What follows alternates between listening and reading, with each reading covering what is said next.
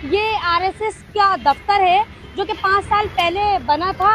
Corona काल में इसकी तैयारी शुरू हुई थी और अब ये बनकर तैयार हो गया है। और बगल में ही अब पहले यहाँ पर प्राचीन ये मंदिर है, पहले इसको ग्रीन जोन में तब्दील किया गया, उसके बाद इस पर बुलडोजर एक्शन हो जाता है। जो स्थानीय लोग हैं, जो सेवादार हैं यहाँ इस मंदिर के।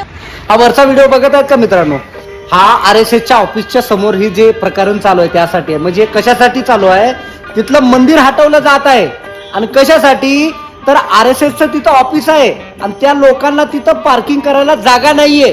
त्यासाठी इतकं जुनं मंदिर, तिथं कुणाची तर आस्था आहे, ते मंदिर हटवलं जात आहे. कशासाठी? फक्त पार्किंगसाठी. म्हणजे आता कुठे गेले तुमचे हिंदूचे धर्मरक्षक?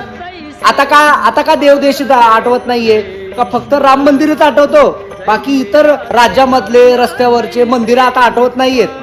आता तुम्ही त्या जागीचं मंदिर उठवत आहे जिथं तुम्हाला आरएसएसच्या ऑफिसच्या बाहेर पार्किंग करायला जागा नाही, म्हणजे लोकांना गाडी लावायला जागा नाही, म्हणजे तुमच्या आरएसएस वाल्यांसाठी.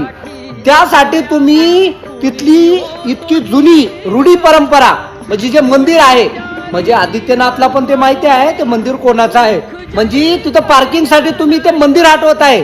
आणि इथली नालायक बावलट जनता जी स्वतःला हिंदू मानून घेतात, ह्या पक्षाला हिंदू समजतात, याच्यासारखे भिकार चोट लोक अख्ख्या जगात असली पार्टी नाहीये.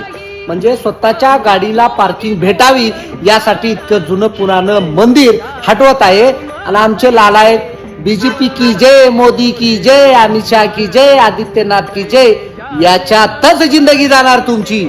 अरे लाजा आणि बाळगा जरा आणि जरा लक्ष देऊन नीट बघा, कारण तुम्ही लोक हिस्ट्री बघत नाहीये, तुम्ही काय चालू आहे ते बघत नाही, फक्त त्यांचे झेंडे बघून तुमचे दंडे सुजवत असता. जरा बघा हा व्हिडिओ आणि थोडी अक्कल पाजळा आणि जरा डोका ठिकाणावर घेऊन या. जय हिंद, जय महाराष्ट्र.